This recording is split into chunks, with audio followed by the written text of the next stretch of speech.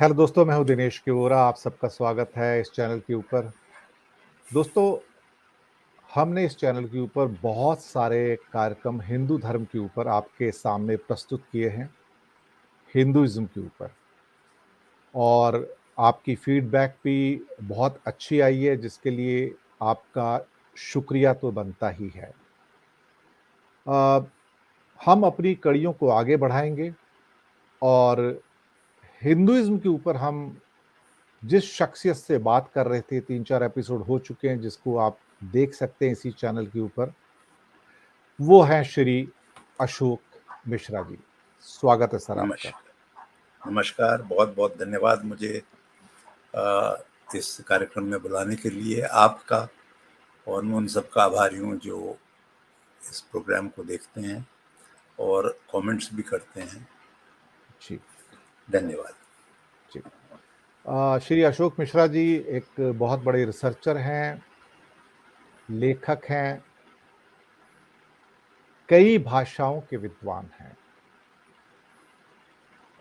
मेरा सौभाग्य है कि मैं एक ऐसी शख्सियत से बात कर रहा हूँ, उनसे कुछ प्राप्त करने का प्रयास कर रहा हूँ, जिनके पास एक किस्म से ज्ञान का भंडार है।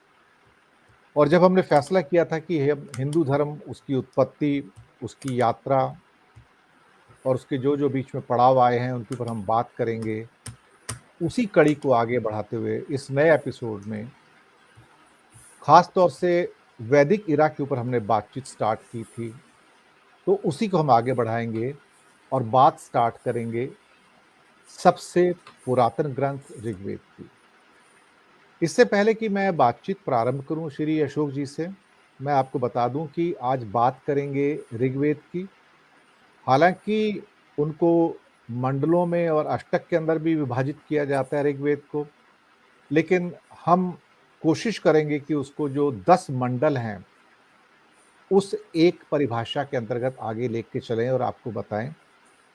10 मंडल यानी कि आप 10 चैप्टर कह सकते हैं, जिसका मेरे पास जो थोड़ा बहुत ज्ञान है, जो इन्फॉर्मेशन अवेलेबल है, उसमें जो पहला मंडल है वो मधुचंदा, दूसरा गृत्समत, 3 विश्वामित्र उनके वंशज, 4 वामदेव और उनके वंशज, 5 अत्रि और उनके वंशज, 6 भारद्वाज और उनके वंशज, 7 वशिष्ठ और उनके वंशज, 8 कर्ण, भृगु, अंगिरा और उनके वंशज, 9 ऋषिगण और 10वां जो कि सबसे बाद में जोड़ा गया इसमें मंडल है, उसमें भी बहुत सारी जो बातें हैं वो कही गई हैं। अ, अभी तक की जो बातचीत हुई थी उसके अनुसार ऋग्वेद की 3 शाखाएँ थी, सकल शाखा, वाष्कल शाखा और बालखिल्य। डिटेल्स तो हम अशोक जी से लेंगे ही लेंगे। सकल शाखा में 1017 मंत्र हैं, वर्तमान में उपलब्ध है। वाष्कल में 57 और बालखिल्य में 11। सॉरी, कितनी अवेलेबिलिटी है और कितनी नहीं है, इसके बारे में अभी मैं कुछ नहीं कह पाऊँगा। साढ़े 10,000 से ज़्यादा इसके अंदर जो ऋचाएँ हैं या मंत्र हैं, और जिसमें ख़ास तौर से 1028 सूक्त हैं और 85 अनुवाक हैं। एक छोटी-सी पृष्ठभूमि यहाँ पर मैंने आपको देने का प्रयास किया है और इसमें हमें अशोक जी ने ये भी बताया था कि दूसरे से लेके 7वें तक के जो मंडल हैं, वो सबसे महत्वपूर्ण हैं और सबसे पुराने भी हैं। जबकि पहला और 10वां मंडल सबसे लंबे हैं, उसमें 190 से ऊपर सूक्तक हैं। और हालाँकि 10वां मंडल बहुत बाद में जोड़ा गया है। लेकिन आज हम इन 10 मंडलों की यानी कि ऋग्वेद की पृष्ठभूमि को समझने का प्रयास करेंगे अशोक जी के साथ, जो कि इस विषय के अंदर भारतवर्ष के अंदर ही नहीं, दुनिया के अंदर बहुत बड़े रिसर्चर हैं, अनुसंधानकर्ता हैं। अशोक जी स्वागत है, सौभाग्य हमारा। पृष्ठभूमि से स्टार्ट करते हैं कि वेद जब आए हैं, कहते हैं कि भगवान के द्वारा प्रकट हुए या आए गए या लाए गए, जो भी कहा जाए, मेरे पास उतने अच्छे शब्द नहीं है बयान करने के लिए।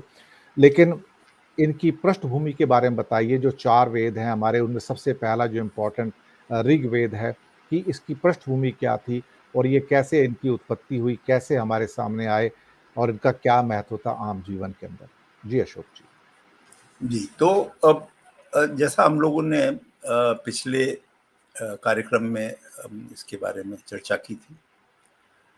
ये हम लोग का जो मूल ग्रंथ है हिंदू धर्म का, जिसको सब हिंदू अपना मूल मानते हैं धर्म जी, का। जी, और मैं यहाँ धर्म फिर से दोहरा दूं, हम लोग धर्म को रिलीजन के कॉन्टेक्स्ट में नहीं कह रहे हैं। जी, तो मैं सनातन धर्म की बात कर रहा हूँ। जी, उस सनातन धर्म की जिसमें पूजा पाठ और देवता के लिए उपवास रखना या उसकी मूर्ति के सामने आरती करना एक छोटा हिस्सा है। जी, बहुत बड़ा हिस्सा है जिसको ऋता कहा गया है ऋग्वेद में। द कॉस्मिक ऑर्डर, जिसके लिए बहुत अच्छा शब्द है कि ये पूरा जो जो क्रिएशन है ये किस तरह से काम कर रही है, किस नियम के अधीन, और उसके हर हिस्से को क्यों अपना धर्म पालन करते रहना चाहिए। अब अगर अग्नि का धर्म है गर्मी देना या जलाना, अगर वो अपना वो धर्म छोड़ दे जी, तो पूरा ऑर्डर क्योस हो जाएगा। जी, तो इसलिए जैसे अग्नि का धर्म अग्नि को धारण करना है, उसी प्रकार हमारे ऋषियों ने ऋग्वेद के माध्यम से हम लोगों का क्या धर्म है, मानव धर्म क्या है, और उसका क्या ऑर्डर है, जी, उसके बारे में कई बातें कही हैं और मंत्र के माध्यम से कही हैं, जी, जिनको हम लोग मंत्र कहते हैं। कहा तो है उन्होंने in the form of hymns. हाँ, अब जैसा पिछली दफा हम लोग बात कर रहे थे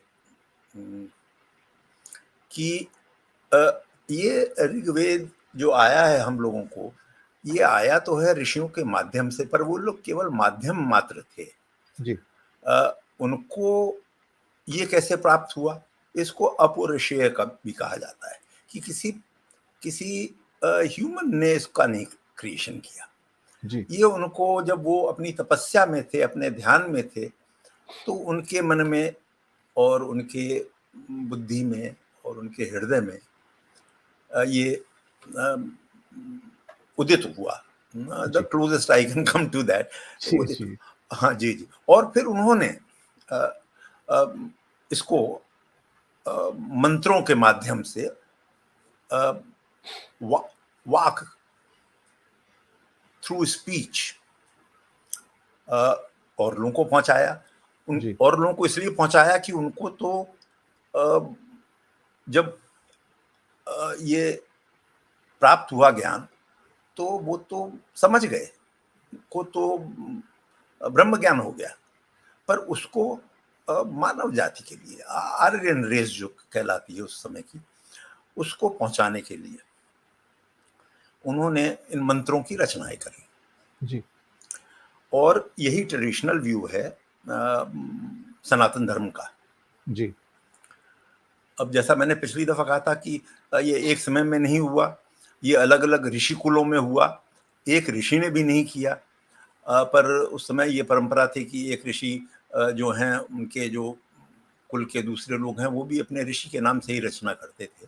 जी, तो ये जो रचनाएं हैं, ये जैसा आपने अभी थोड़ी देर पहले इसकी रूपरेखा का बयान किया था, तो उसी रूप में ये हम लोग को मिला। तो इसमें 10 मंडल हैं, जी। पर उन 10 मंडलों की मैं चर्चा करूं जैसा आपने मुझे आदेश दिया है, उसके पहले एक बहुत आवश्यक चीज ये है। आदेश नहीं सर, प्रार्थना। नहीं नहीं, मैं तो देखिए अब मैं अब आपसे क्या कहूँ, हम लोग विषय से नहीं हटना चाहते, पर ये जो आपने ये एक शुरू किया है इस हिंदू धर्म के बारे में, ये चर्चा, ये आज नहीं बहुत समय तक सनातन धर्म के लिए कितनी आवश्यक है और इसका कितनी उपयोगी होगी, ये मैं समझता हूँ। जी, क्योंकि इस तरह के हम लोग प्रयास नहीं करते। जी, आजकल ये सब चीज़ केवल व्हाट्सएप और गूगल के माध्यम से हम लोगों तक आती है। Anyway, coming back to the main thing, मैं इस विषय पर कुछ चर्चा करूं उसके पहले ये बहुत ज़रूरी है, जो आज का बड़ा सामयिक विषय भी है, कि सब ये कहते हैं कि हमें तो अब the history is written by the conqueror, कि जो हम लोग को बताया जा रहा है ये वास्तविकता नहीं है। हमारा तो वेदों में ऐसी ऐसी ऐसी चीजें थी, वो सब अंग्रेज लोग चुरा के ले गए, और उन लोगों ने जो लिखा है वो एक नई चीज है, वो सत्य से परे है। तो मैं इस विषय पर चाहता हूं कि आज मैं अवश्य चर्चा करूं, तो मेरा जी आपसे जरूर, निवेदन है। जी जरूर तो जरूर। तो देखिए, ये विषय इसलिए बहुत आवश्यक है कि दो चीज है, ये हम लोगों को समझना बहुत जरूरी है कि भारत, प्राचीन भारत में, आदितम भारत में, जिस समय की हम लोग बात कर रहे हैं, वैदिक भारत में इतिहास लिखने की प्रथा नहीं थी। जी, लेखन नहीं था। मैं लिपि की ही बात नहीं कर रहा हूं। एज इंडियंस हम लोग ये चीज लिखने में विश्वास नहीं रखते थे। अब इसके कई कारण हो सकते हैं, और मैं उन कारणों में अभी नहीं जाऊंगा, उसके लिए हम लोग कभी और चर्चा करेंगे। पर उन विभिन्न कारणों से हम लोग अपना इतिहास लिखते नहीं थे। जी जबकि वेदों में लिपि शब्द आता है, तब भी वेदों को लिपिबद्ध नहीं किया गया था। जी तो उसके कई कारण हैं। एनीवे, तो कमिंग बैक, तो अब समस्या ये है कि जब ये ऋग्वेद वगैरह जब पहली पहली दफा उपनिषद की कॉपी पहुंची यूरोप में, दूपरों के साथ, जो दारा शिकोन ने 50 उपनिषदों का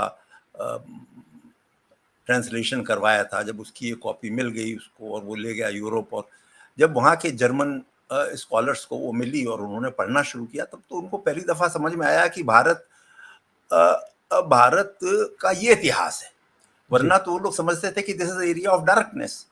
जी पर अब एक बहुत बड़ी समस्या ये है कि सारा ये प्रारंभिक कार्य जो हुआ, ये उन्हीं लोगों ने किया, ये विदेश में ही हुआ। जितने इंडोलॉजिस्ट्स हैं वो सब विदेशी हैं, पर वो कॉलोनियल नहीं है।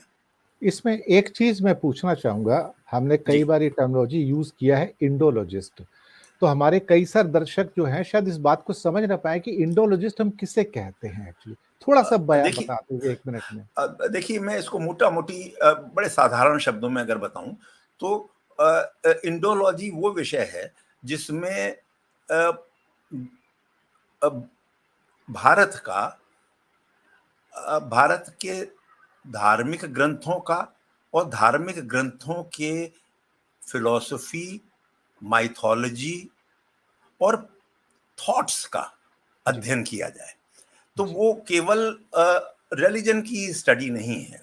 जी जी जी उससे ज्यादा विस्तृत चीज है इंडोलॉजी जी सर, ठीक उसमें। ठीक। तो अब क्या हुआ कि उन वेस्टर्न स्कॉलर्स ने जब इसको पढ़ना शुरू किया, खासकर जब उनके हाथ में ऐसा ग्रंथ आ जाए, आप सोचिए, उपनिषद, जिसको आज भी अ, इतना इतना जिस पर शोध हो रहा है, जिसको समझने का प्रयत्न हो रहा है, जिसके इंटरप्रिटेशन हो रहे हैं, तो जब वो वहां पहुंचा तो वहां बड़ा इस पर कार्य हुआ। और उस पर कार्य हुआ तो इंग्लैंड में तो स्वाभाविक है कि वो सबसे बड़ी कॉलोनियल पावर थी, तो वो लोगों ने तो इसको अपने मतलब से किया। जी पर जो जर्मनी, फ्रांस और अमेरिका में हमारे वैदिक साहित्य का जो ट्रांसलेशन हुआ और जो Indology as a branch develop हुई, तो उनमें सब कॉलोनिस्ट नहीं थे, उनमें जी सब ब्रिटिशर्स नहीं थे। जी अ, जैसे मैं आपको उदाहरण के रूप में बताऊं, शोपेनहावर। नाउ, शोपेनहावर उस समय का सबसे बड़ा, सबसे ज्यादा रिस्पेक्टेड फिलोसोफर था, और उसने जब उपनिषद पढ़ा तो उसका कमेंट था, this is my life and this is going to be my death. There is nothing greater than this that has been created by humans. आप सोचिए, अगर, और ही वॉज वेरी इन्फ्लुएंशियल। जब उन्होंने इस पर अपना ये विचार लिखना शुरू किया और इस पर जब उन्होंने लेक्चर्स देने शुरू किए, तो एकाएक यूरोप में हुआ कि अरे, ये कहां से ग्रंथ आ रहे हैं, ये कहां का जी साहित्य है। जी तो इस तरह से वहां पर इंटरेस्ट हुआ। और भी कई कारण थे कि जर्मन्स अपनी आइडेंटिटी स्टैब्लिश करना चाह रहे थे, क्योंकि वो पूरी तरह से उस टाइम में जो ब्रिटिश उपनिषदवाद था वो पूरी दुनिया में फैला हुआ था. Sun didn't set in the British empire. तो there were multiple reasons of course. पर मेरा कहने का तात्पर्य ये है कि एक तो हम लोगों को बार बार ये बात नहीं समझनी चाहिए कि सारी हम लोगों की जो इंडोलॉजी का साहित्य है, जो जिसकी शुरुआत ही वेस्ट से हुई, अगर मैं कहूँ तो ये अतिशयोक्ति नहीं होगी कि वो बायस्ड रिव्यू में लिखा गया है. नहीं नहीं नहीं नहीं, उसमें कुछ बायस्ड अवश्य है, उसमें कोई शक नहीं है कि उसमें से कुछ बहुत बायस्ड है, पर उसमें से बहुत कुछ ब्रिटेन के बाहर लिखा गया और वो बायस्ड नहीं है. एक तो ये समझना जरूरी है. ये भी एक, मैं आता हूं, एक पॉइंट और भी आता है कि उन्होंने हमारी ही दौलत हमें समेट कर वापस की है, देखा जाए तो. अब मैं तो हम लोग इस कार्यक्रम में जरूर एक पूरा सेशन इस पर करेंगे कि ये कैसे मिला और वरना इसका क्या होता. आप अगर सुनेंगे तो रोंगटे खड़े हो जाते हैं मेरे. मैं तो अक्सर इसके बारे में बात करता हूं जब अपने स्कॉलर फ्रेंड से, तो मैं उनसे यही कहता हूं कि अगर वॉरेन हेस्टिंग्स के दिमाग में ये बात ना आई होती कि उपनिषदवाद बढ़ाने के लिए कैसे इन लोगों का धर्म समझा जाए, और उसने ये ईस्ट इंडिया कंपनी के डायरेक्टर्स को नहीं लिखा होता कि in order to control some the colony, it is important to understand their way of thinking. So I mean, of course it was a perverse reason, पर however perverse was the reason, end result is कि हमारी ये जो ऐसी मतलब अभूतपूर्व जो हमारे सिविलाइजेशनल इनहेरिटेंस है, ये लुप्त होने से बच गई. आप ये सोचिए, ईस्ट इंडिया कंपनी की लाइब्रेरी जो यहां से ले गए वो लोग चीजें, अगर उन सब को शेल्फ पर रखा जाए 16 किलोमीटर लंबी हो जाएगी. ओह, आप ये समझिए. तो बहरहाल तो जो ये इंटरप्रिटेशन का सवाल है, इसमें एक पार्ट तो सही है कि उन लोगों ने इसका ठीक ट्रांसलेशन नहीं किया और ठीक इंटरप्रिटेशन नहीं किया. पर सवाल ये है कि अगर हमने अपना इतिहास स्वयं ही नहीं लिखा. जी, बहुत इंपॉर्टेंट पॉइंट है. अरे जब आप अपना इतिहास स्वयं नहीं लिख रहे तो आपका इतिहास दूसरे लिख रहे हैं, तो उन पर ये आक्षेप कहां तक सही है कि उन्होंने गलत इतिहास लिखा. अरे उन्होंने तो अपना वर्जन लिखा, आपने अपना वर्जन फॉर वेरियस रीजंस कभी लिखा ही नहीं है, ज्ञान ही नहीं है आपको. अब ये बहुत बड़ी चीज है. देखिए, मुझे इतनी बड़ी समस्या आई थी, मैं आज आपसे क्या बताऊं. जब मैंने अपनी पहली बुक के लिए पढ़ना शुरू किया था, तो मैं वेद को किसी हिंदी इंडियन ऑथर के वर्जन में पढ़ना चाह रहा था, क्योंकि जितने उसके ट्रांसलेशंस थे सब विदेशी ऑथर्स के थे. मुझको किसी भी ऑथर का नहीं मिला. देखिए, केवल 2 ऐसे हैं, सरस्वती जी जिन्होंने इसका और मैं उसको अनुवाद नहीं कहूंगा, सरस्वती जी ने जो लिखा है, दयानंद सरस्वती की बात कर रहे हैं आप. हाँ जी हाँ.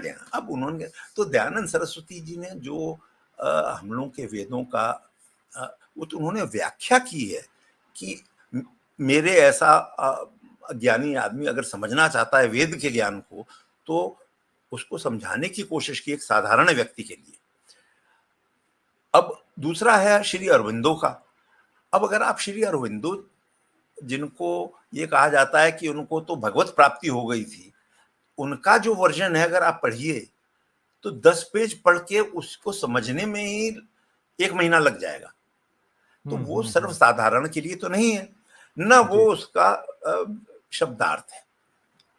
तो अब प्रश्न ये है कि इसके अलावा तो बाकी जितने थे वो विल्सन ने लिखे या मैक्स मुलर ने या ईस्ट इंडिया कंपनी ने उनको वो आपने किस्सा सुना होगा. किस्सा क्या, वो तो वास्तविकता है कि कहा गया कि आपको हर पेज का ट्रांसलेशन का 4 पाउंड दिया जाएगा. उस टाइम में 4 स्टर्लिंग बहुत बड़ी रकम होती थी, बड़ी बात थी. हाँ. पर उन्होंने उसको फिक्स कर दिया कि आप इतने पेज से ज्यादा साल में करेंगे तो नहीं मिलेगा, इतने ही पेज करिए. तो उनकी वो मंथली वो फिक्स हो गया कि भाई, पर उन्होंने बहुत बड़ा कार्य किया. तो सवाल ये है कि अब जो भी हम जानते हैं इंडोलॉजी और जो भी हम वेदों के बारे में जानते हैं, इसका तो ट्रांसलेशन, इंटरप्रिटेशन तो सब विदेशों से ही शुरू हुआ। बिल्कुल। अब आवश्यकता ही हम स्वयं करें इसको। जो हमें कमियां लगती हैं और जो कि हैं, उनको हमें दूर करना होगा। दूसरों की तरफ उंगली उठाने से वो चीज दूर नहीं होगी। एक तो ये बहुत आवश्यक चीज है जो हम लोगों को समझनी चाहिए। दूसरी, उससे भी जो बड़ी चीज है वो ये है कि ईसा पूर्व बहुत बड़े एक सेज हुए थे, उनका नाम था यस्क मुनि। तो यस्क मुनि ने वेदों की शब्दों की परिभाषा, उनका अर्थ किस परिप्रेक्ष्य में, वो किस मंत्र में उनका इस्तेमाल हुआ है, वो समझाया है। उनका ग्रंथ बहुत मतलब इतना वैल्यूएबल है कि बताया नहीं जा सकता। तो वो यस्क मुनि ने सबसे ज्यादा इस पर काम किया है। अब आप ये देखिए कि यस्क मुनि को वो करने की क्यों आवश्यकता हुई। प्रश्न ये उठता है। मैं आज से बात कर रहा हूं 600 साल बीसी जी। या 800 साल बीसी, 500 से 800 साल बीसी, इसी समय में यस्क मुनि हुए थे और उनके ग्रंथ अवेलेबल है। पर यस्क मुनि ने यह भी लिखा है कि उनके तरह उन्होंने ही लिखा है 6 और इस तरह के कार्यों के बारे में। तो इसके मतलब उनके अलावा भी कई ऐसे सेज थे जो वेदों का उस समय अर्थ समझाने की कोशिश कर रहे थे। अब एक बड़ा मूल प्रश्न उठता है कि उस समय वेदों को समझाने की क्या जरूरत थी, उसके शब्दों का अर्थ समझाने की क्यों जरूरत पड़ी। अगर उनका अर्थ इतना सरल था तो ये भाषा तो, ऐसा तो नहीं है कि भाषा लुप्त हो गई थी। संस्कृत भाषा जब से बनी है तब से कभी लुप्त नहीं हुई है, कंटिन्यूटी है, हिस्टोरिकल कंटिन्यूटी है। जी। तो एक अवश्य ऐसा समय, उसी समय में एक ऐसा समय रहा होगा जब धीरे धीरे इसमें इतने बदलाव आए कि जिन ऋषियों ने जो चीज लिखी उसको समझने के लिए लोगों को दूसरे ऋषियों की जरूरत पड़ गई, दूसरे मुनियों की जरूरत पड़ गई। तो इसके मतलब वो अंतराल बहुत बड़ा रहा होगा। जी। मैं इस पर जा करके जो मैं जिनको अपना गुरु मानता हूँ, प्रोफेसर थिटे, जो भंडारकर में बहुत बड़ा काम कर रहे हैं अभी भी, मैं उनसे चर्चा करना चाहता हूँ अगले महीने इसी चीज पर, इस विषय पर, कि ये कैसे हो सकता है कि ऋग्वेद जिसको ओरली गुरु अपने शिष्य को रटा देता था, और एक ही उसमें नहीं, उसके कई पाठ होते थे कि कॉमा, फुल स्टॉप, उच्चारण में कहीं गलती ना रह जाए, तो उस चीज का अर्थ वो क्यों नहीं समझा सकता था। अवश्य समझाता होगा, पर वो अगर अर्थ समझना धीरे धीरे कठिन से कठिनतर होता गया तो इसके मतलब एक समय का इतना अंतराल था और उसमें भाषा ऐसी हो गई कि उसी चीज का अर्थ लोग थोड़ा दूसरा समझने लगे। तभी तो इसकी आवश्यकता हुई कि यश कैसे मुनियों ने इतने ग्रंथों की रचना करी और उसको शब्द का उदाहरण देकर के समझाया कि देखो इस शब्द का ये मतलब यहां पर है और इस शब्द का दूसरी जगह पर ये मतलब है। तो दूसरा चीज ये है, मैं ये ऐसा क्यों कह रहा हूं, इसका कहने का केवल एक मतलब है कि देखिए, जो संस्कृत के जो हम लोगों के पूर्वज थे, जो हम लोगों के सेज थे, ऋषि और मुनि थे, उनको भी जो ओरिजिनल ऋग्वेद था, ईसा पूर्व उनको भी आवश्यकता हो गई कि उसको समझाने के लिए ग्रंथ लिखे जाएं। तो वैसी चीज अब आप सोचिए जरा, उस चीज को हम अगर ये सोचें कि एक विदेशी जो न तो भारतीय संस्कृति को जानता है, ना भारतीय सोचने के ढंग को जानता है, न भारत की परंपरा को जानता है, हम अगर ये सोचें कि वो उसका भाव समझ के और उसका आपको शब्दार्थ लिख देगा, तो ये तो देखिए, ये तो हमारी गलती है अगर हम ऐसा समझते हैं।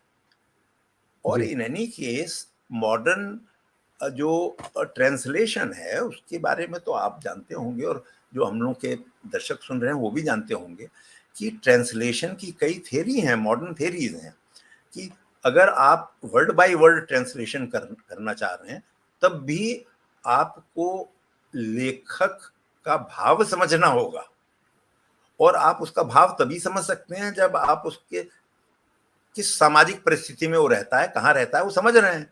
अगर मैं उसी चीज को अमेरिका के किसी चीज के बारे में ट्रांसलेशन करूं और मैं कभी अमेरिका नहीं गया हूं, तो मैं अपने सोच के हिसाब से अमेरिका की सामाजिक परिस्थिति में क्या कहा जा रहा है उसको समझूंगा।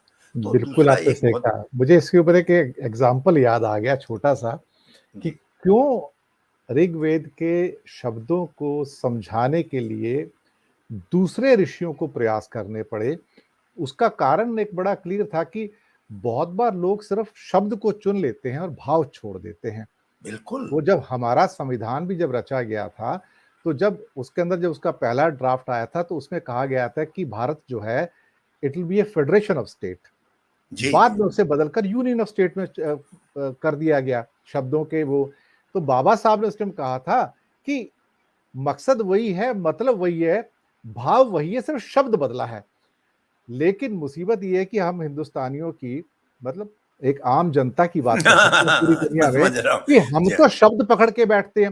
और हाँ जब हाँ बिल्कुल। जब अर्ली 60s में पहला जजमेंट आता है 7 जजों की बेंच का, सुप्रीम कोर्ट का, तो वो कहते हैं कि ये इंडिया तो फेडरेशन ऑफ स्टेट है ही नहीं, जबकि बाबा साहब ने कहा था कि भाव तो फेडरेशन का है। वो तो बाद में भला हो, वो 13 जजों की बेंच बैठी, बड़ा जजमेंट आया, जहां पे 7-6 से प्रबुद्ध जो हमारे जज थे, उन्होंने कहा कि नहीं, इंडिया अपनी आत्मा के हिसाब से फेडरेशन ही है, नाम भले यूनियन हो। तो फिर ये तो एक एक शब्द यहां पे आया था, तो ऋग्वेद के अंदर तो फिर पता अब नहीं सोचिए। कितने, वो मैं कहता हूं कि भावों को लोगों ने ओवरलुक कर दिया होगा। इस बात को मैं समझ सकता हूं सर। हाँ, तो देखिए, तो ये एक बहुत इम्पोर्टेंट चीज है। अच्छा, अब दूसरी चीज ये आती है कि अ, जो यस्क मुनि ने कहा, अब उन्होंने ये कहा कि अगर हमें वेदों को समझना है तो वेदों को समझने के 3 तरीके हैं। जी उन्होंने कहा एक तो है याजनिक, एक है, तो बहरहाल मैं उनका वो डिटेल में नहीं जाऊंगा क्योंकि वो फिर लंबा हो जाएगा संवाद। तो उन्होंने कहा कि देखो, अगर हमें वेदों को समझना है तो इसको समझने के 3 तरीके हैं, और अगर और डिटेल में जाओ तो इसके 6 अलग अलग तरीके हैं। कि अगर एक, जैसे मैं आपको उदाहरण की तरह दूं, उन्होंने कहा एक है ऐतिहासिक। अब ऐतिहासिक से उनका ये मतलब था कि हम लोग वैदिक साहित्य में इतिहास कहते हैं रामायण और महाभारत को, आपको पता ही होगा ये। तो उन्होंने कहा कि उनकी स्टोरीज के माध्यम से जो लिखा गया है, या जो उसके बाद के वैदिक साहित्यों में लिखा गया है कहानियां, जैसे पुरुरवा के बारे में, और जब वो इंद्र की सभा से वो जा रही थी, वो एक निम्फ, और उन्होंने विवाह कर लिया एक मानव से, और कई पुरुरवा के साथ वो रहीं। तो अब जो वो कथा है जैसे, तो उन्होंने कहा कि उन कथाओं के माध्यम से समझा जा सकता है। एक तो ऐतिहासिक कहलाएगा। याजनिक तरीका कि आप यज्ञ के माध्यम से उसको समझने, तो मतलब यज्ञ को प्रतीक समझ के जो लिखा गया है ऋग्वेद में, उसको समझें। उसी तरह परिव्रजक के हिसाब से, परिव्रजक आर एस्थेटिक्स, उनके लिए यूज किया जाता है टर्म। तो उन्होंने कहा कि आप उसकी तरह से वो लोग इसको कैसे समझते हैं, अब वो इसको मिस्टेक ढंग से समझते हैं, तो उन्होंने कहा वो एक तरीका है। तो उन्होंने स्वयं ये कहा कि इसको किसी भी ऋग्वेद अगर कोई समझना चाहता है तो इसके कई अलग अलग तरीके हैं, और कोई एक तरीका सही है ऐसा नहीं कहा जा सकता। अब अगर ऐसा है तो फिर हम लोग को यह भी मानना चाहिए कि ठीक है, जो विदेशियों ने समझा वो भी एक तरीका है, वो यस्क मुनि ने नहीं लिखा। पर तो इसके मतलब वी गिव दिस फ्लेक्सिबिलिटी कि लोग उसको अलग अलग ढंग से समझें। और जिसको जो मतलब ग्राह्य हो वो समझे, पर उसके ये मतलब नहीं है कि अगर दयानंद ऋषि ऐसा कोई आके हम लोग को समझा रहा है तो वो उसका मतलब नहीं है। अवश्य जैसे जैसे आप एलिवेट होते जाएंगे स्पिरिचुअली, तो आपको उसका एक एक सीढ़ी आप ऊपर बढ़ते जाएंगे, और आपको फिर ऋग्वेद का असली मायने उसी के साथ साथ बदलता जाएगा, जब तक आपको हर चीज में ब्रह्म न दिखाई दे। तो ये एक बड़ी इंपॉर्टेंट चीज है। पर इसमें एक बात मैं जो बहुत आवश्यक समझता हूं कहना, वो ये है कि देखिए, अब जैसे यस्क मुनि ने जो कहा, उसी तरह शाकल्य मुनि, आपने उनका नाम सुना होगा। शाकल्य मुनि ने भी वेद का अर्थ समझाने का बहुत बड़ा काम किया। उन्होंने जो वेद में लिखा हुआ है उसको पद पाठ के रूप में लिखा। अब पद पाठ क्या होता है? तो संस्कृत में जो शब्द होते हैं, आपने देखा होगा लंबे लंबे शब्द होते हैं जी। अब जैसे ब्राह्मणश्च, तो ब्राह्मणश्च दो तीन शब्दों को मिलके मिला है, बना है, उसमें ब्राह्मण अलग हुआ, च अलग हुआ। तो कई शब्द अगर आप देखें तो संस्कृत में उसमें 20-20 शब्दों को मिलकर एक ही शब्द बन जाता है। तो जो उन्होंने क्या किया, उन्होंने ऋग्वेद का अर्थ एक साधारण व्यक्ति समझ सके, तो उन्होंने इसको पद पाठ में विभक्त कर दिया, मतलब एक एक शब्द को अलग अलग करके लिख दिया, और उन्होंने उसका अर्थ भी समझाने की कोशिश करी। अब मैं उसका एक, जैसे एक बड़ा सिंपल सा शब्द है वयः। अब वयः का विभक्ति करी है व और यह, ये किया है यस्क जी ने। अब उन्होंने कहा, अब वय शब्द को वय रूट जो है इसका उन्होंने डिराइव किया। संस्कृत में रूट शब्द होते हैं कुछ, जिनसे शब्द डिराइव होते हैं। अब उसमें समस्या यह है कि सब रूट शब्द अभी हम लोगों को ज्ञान ही नहीं है, तो कई शब्दों का अर्थ तुक्केबाजी में समझना पड़ता है, गेस वर्क। मैं तुक्केबाजी जानबूझ के शब्द यूज कर रहा हूं। तो अब हम लोग ऐसी समस्याओं की बात कर रहे हैं। अब जैसा मैंने आपको एग्जाम्पल दिया कि एक शब्द है वयः। अब वयः में यस्क का जो मत है कि भाई वो वी वी शब्द का हुआ चिड़िया, बर्ड। अच्छा, और उसी को शाकल्य ऋषि कहते हैं नहीं नहीं, ये तो दो अलग शब्दों से बना है, ये रूट वी से नहीं बना है, वह एक अलग है और यह एक अलग है। अब ऐसा है कि जो वेस्टर्न इंडोलॉजिस्ट भी हैं वो बहुत सारे सपोर्ट करते हैं शाकल्य को, जैसे ग्रासमैन, जैसे गेल्डनर। अब ये सब बड़े हैवी वेट वो हैं, पर उनको भारतीय वो इंडोलॉजी भी सपोर्ट करते हैं, वो देशबंधु भी। अब यस्क को कुछ दूसरे सपोर्ट करते हैं। अब इसके मतलब ये नहीं कि जानबूझ के ही, अब जैसे विल्सन और ग्रिफिथ, विल्सन का तो नाम आप जानते ही होंगे, ज्यादातर लोग जो ये कार्यक्रम देख रहे हैं जानते होंगे, जिन्होंने पहला अनुवाद किया ऋग्वेद का। अब विल्सन और ग्रिफिथ जो इतने बड़े इंडोलॉजिस्ट हैं, वो कहते हैं नहीं, यस्क ने जो किया वो सही है। अब इसके ये मतलब नहीं कि जो विल्सन या ग्रिफिथ ने लिखा वो सब जानबूझ के डिस्टॉर्ट किया, नहीं, उनकी अपनी अंडरस्टैंडिंग थी। पर यह भी तय है कि उनमें कुछ लोगों के पूर्वाग्रह भी थे।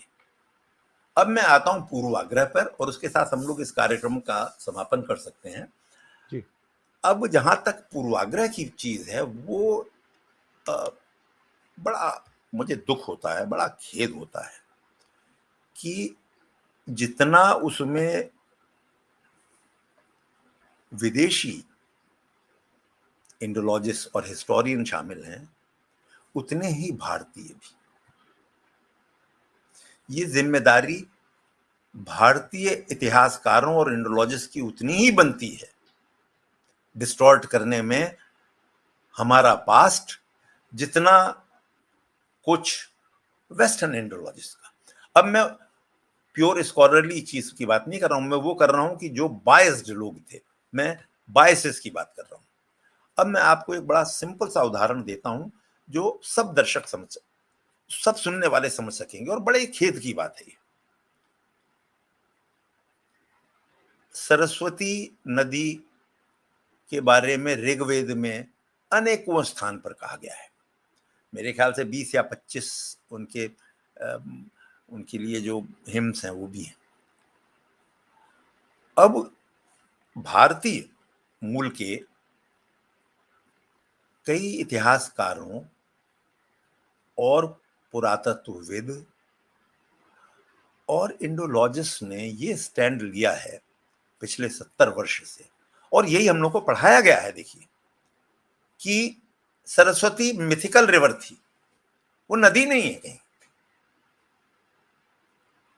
अब इसका क्या मतलब हुआ कि अगर वो सरस्वती नदी नहीं है तो ऋग्वेद भी एक मिथिकल चीज है जो लिखी गई थी, काल्पनिक चीज है, कुछ कवियों ने बैठ करके लिखा दिया, तो उसको it should be treated as mythology. आपको जान के आश्चर्य होगा कि ये व्यू अभी तक पढ़ाया जा रहा है।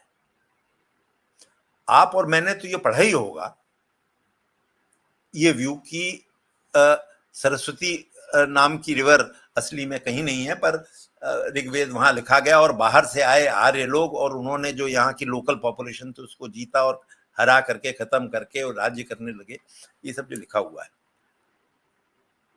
अब ऐसे evidence, science is such a beautiful thing, ऐसे एविडेंस आ गए हैं कि थ्रू सेंसिंग सैटेलाइट्स ये ट्रेस कर लिया गया है कि ये रिवर जैसा ऋग्वेद में कहा गया है, जैसा इसका बखान है, एक माइटी रिवर थी, ग्लेशियल रिवर थी, जो हिमालय से निकल करके जो आज का सिंध और सिंधु नदी के साथ ही जाकर के रन ऑफ कच्छ में, जहां पाकिस्तान वाला पार्ट है, चोलिस्तान, वहां तक जाती थी।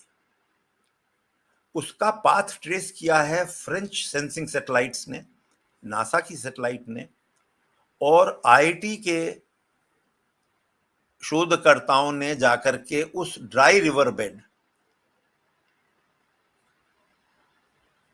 घाघरा नहीं घग्गर, जिसको हाकरा भी कहते हैं, उस रिवर का जाकर के उन्होंने सैंपल्स लिए और ये देखा कि उसमें उस तरह के कंकड़ पत्थर और रेत मिली है जो हिंदू कुश के पर्वतों से आई है।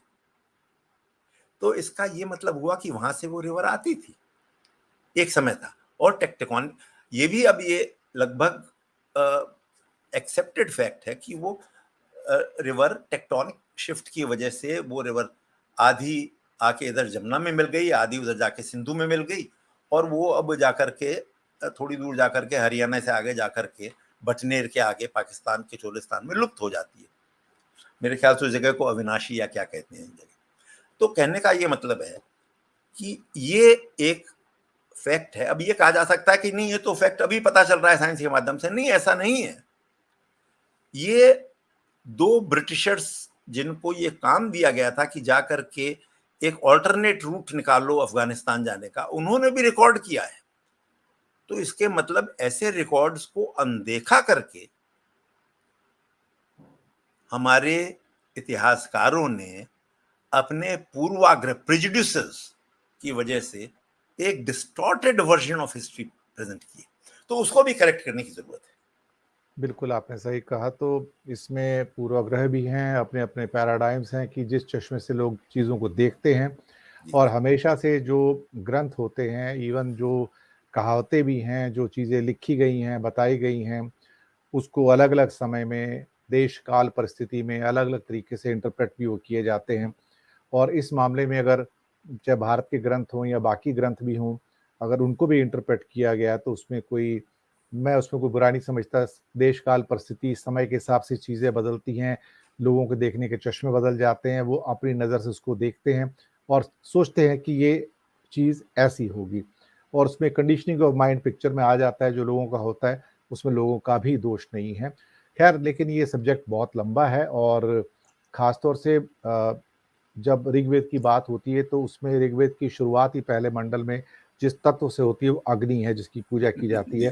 तो मैं अपने दर्शक मित्रों से ये रिक्वेस्ट करूँगा कि अ, अग्नि को सिर्फ अग्नि ना समझें, अग्नि को एक तत्व के रूप में देखें, जो प्रकृति का एक बहुत महत्वपूर्ण हिस्सा है। और उसके बारे में अगर आप गूगल पे जाके सर्च करना चाहें कि अग्नि एज़ ए तत्व, जो पंच तत्वों के अंदर एक तत्व है, उसकी क्या महत्ता है, और ख़ास तौर से अगर उसकी और महत्ता आप जानना चाहते हैं तो उसके लिए आपको शिव स्वर योग में जाना पड़ेगा, जो मैं कई बार पढ़ता भी हूँ और पढ़ाता भी हूँ स्वर योग को। स्वर योग जो है योगा के अंदर एक अल्टीमेट माना जाता है, जो भगवान शिव का दिया हुआ है, जो उन्होंने पार्वती को दिया था, और उसमें जो पंच तत्व हैं उसकी सारी विवेचना बहुत डिटेल के अंदर है। ओरिजिनली तो वो भी संस्कृत में है लेकिन अभी इंटरप्रिटेशन या अर्थ उसके हिंदी में है।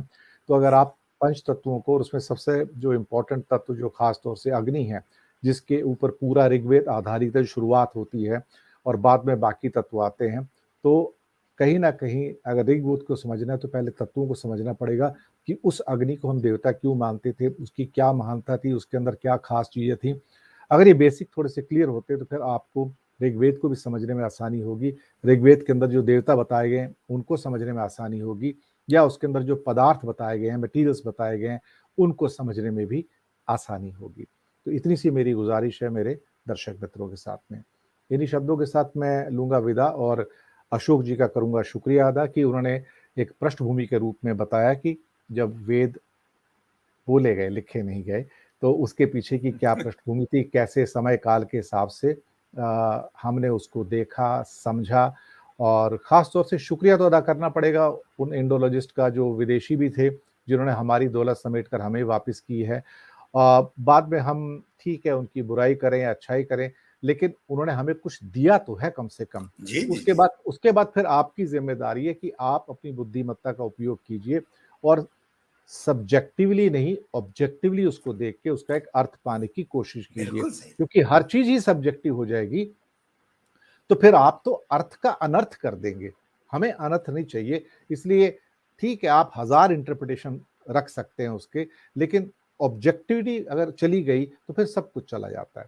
तो दोस्तों, हम लेंगे आपसे आज्ञा और ये सीरीज़ बहुत जल्दी आगे बढ़ रही है। इसका अगला अंग जब हम ख़ास तौर से ऋग्वेद के कुछ और हिस्सों के बारे में बात करेंगे, तो कोशिश करेंगे आप तक सिंपल भाषा में उसका अर्थ जो है पहुँचे, अनर्थ ना पहुँचे, और आपकी कम से कम जो है ख़ास तौर से जो सोचने की शक्ति है या आपकी समझने की शक्ति है, उसके अंदर एक थोड़ा-सा हमारी ओर से भी एक ऐसा प्रयास हो, जिसके द्वारा कि उस समझ को थोड़ा-सा बेहतर बनाया जा सके।